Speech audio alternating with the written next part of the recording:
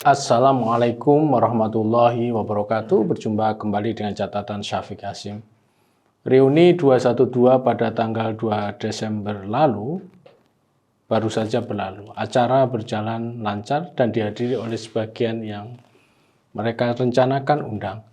Presiden Prabowo tidak bisa hadir, demikian juga Anies Baswedan.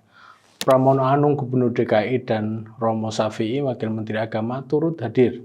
Habib Rizik sebagai tokoh spiritualitas sudah barang tentu hadir di sana dan memberikan wejangan.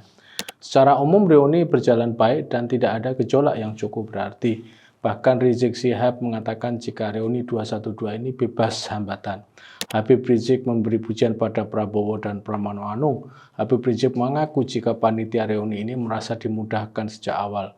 Menurut Habib Rizik, menilai pemerintah pusat dan pemerintah DKI Jakarta memberikan ruang penuh bagi gerakan tersebut. Habib Rizik dalam pidatonya mengatakan secara jelas jika 212 ini bukan gerakan politik praktis. Hal yang menarik lagi adalah bahwa Habib Rizik berkomitmen untuk merangkul semua pihak. Rizik mengatakan jika reuni 212 adalah ruang dakwah yang menaungi berbagai kelompok umat Islam, bukan wadah kontestasi politik. Secara eksplisit, Rizik mengakui jika yang hadir di acara reuni ini memiliki latar belakang yang berbeda-beda, seperti warga Muhammadiyah, warga NU, dan juga warga FPI sendiri. Jika kita lihat sambutan Habib Rizik, maka perubahan dalam arah gerakan 212 ini cukup menarik.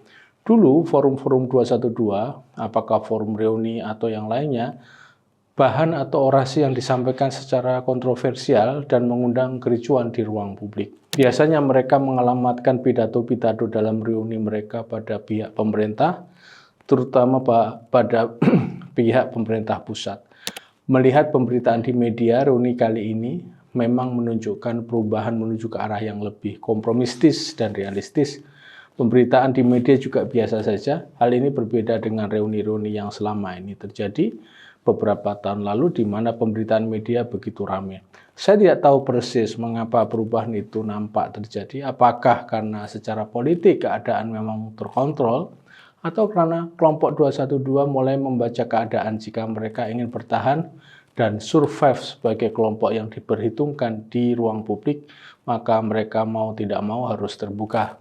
Jika dilihat dari pidato Habib Rizik kemarin, kita berharap agar posisi kelompok 212 yang mulai terbuka dan merangkul berbagai pihak dan kelompok masyarakat bisa berjalan secara konsisten.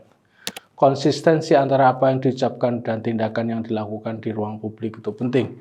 Jika orientasi bukan politik praktis, maka konsistensi ucapan dan gerakan itu hal yang harus benar-benar dijadikan sebagai arah gerakan 212 ini. Hal yang mungkin penting adalah apa yang disampaikan oleh Habib Rizik dan para pimpinan 212 itu bisa dipatuhi dan dilaksanakan oleh para pengikutnya.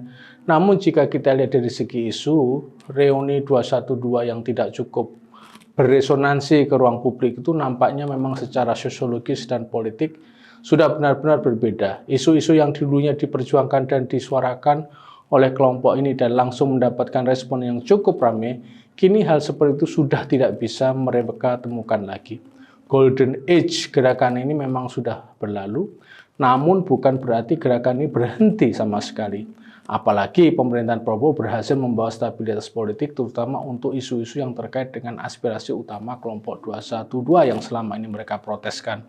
Jika mereka masih terus menyuarakan isu-isu yang seperti dulu, maka pada saat sekarang isu-isu tersebut kehilangan relevansinya. Sejarah gerakan-gerakan besar di Indonesia jika mereka ingin establish untuk waktu yang lama, maka mereka tidak bisa terus bersikap ekstrim. Watak ekstrim baik kanan maupun kiri biasanya tidak akan bisa bertahan lama jika mereka tidak bergerak ke arah tengah, karena karakteristik manusia yang terbanyak itu berada di posisi tengah atau moderat. Ini hal yang perlu diingat oleh gerakan 212 jika gerakan ini masih ingin bertahan di tengah masyarakat. Posisi ekstrim itu laku pada situasi tertentu, terutama situasi krisis dan transisional. Jika situasi melandai dan berjalan normal, maka ekstremitas itu tidak terlalu mendapat respon dari publik. Hal ini terbukti ketika gerakan 212 itu menjadi sangat populer pada 2016 dan 2017. Pada masa itu, situasi politik dan sosial memang dalam keadaan kritis, terutama soal kepemimpinan di DKI Jakarta. Karenanya, begitu ada semacam ekstremitas dari kelompok 212, maka masyarakat secara umum lalu menanggapinya dan menyambutnya.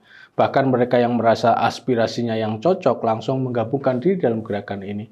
Masyarakat melakukan itu bukan karena mereka ingin terikat dengan gerakan 212 secara permanen, namun mereka pada saat itu memang merasa bahwa aspirasi dan isu mereka bisa dititipkan pada gerakan 212 yang membawa ekstremitas tersendiri. Ketika situasi sudah pulih dan normal, posisi masyarakat kembali pada posisi tengah. Hal inilah yang menyebabkan organisasi seperti NU dan Muhammadiyah bisa bertahan sampai sekarang dengan pengikut mereka yang setia. Itu bisa terjadi karena apa yang diperjuangkan oleh kedua organisasi ini adalah hal-hal yang bersifat moderat, sesuai dengan aspirasi kelompok terbesar masyarakat yang hidup di tengah. Gerakan 212 bisa meniru NU dan Muhammadiyah dalam mempertahankan keberadaan mereka di tengah-tengah masyarakat. Sudah barang tentu ini bukan perkara mudah karena untuk mencapai posisi seperti itu butuh kematangan tertentu. Sebagai organisasi NU dan Muhammadiyah mengalami berbagai ujian dan mereka berhasil untuk mengatasinya. Buktinya sampai saat ini mereka masih ada dan mewarnai kehidupan berbangsa dan bernegara di Indonesia. Gerakan 212 bukan tidak mustahil akan menjadi seperti NU dan Muhammadiyah di suatu masa jika gerakan ini bisa mengelolanya. Mereka harus cermat membaca keadaan dan bisa menarik perhatian bagi masyarakat secara keseluruhan.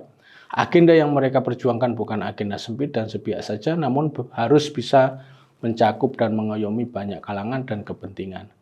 Salah satu ciri di mana organisasi masyarakat bisa besar adalah mereka tidak terlalu menempatkan agenda ideologi sebagai hal yang ditonjolkan dan diutamakan.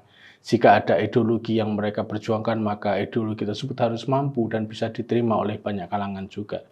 Sebagai catatan, Reuni 212 tahun 2025 menampakkan perubahan model dari kelompok ini. Reuni 212 lebih terbuka dan mulai merangkul berbagai keragaman di dalam masyarakat. Demikian, wassalamualaikum warahmatullahi wabarakatuh.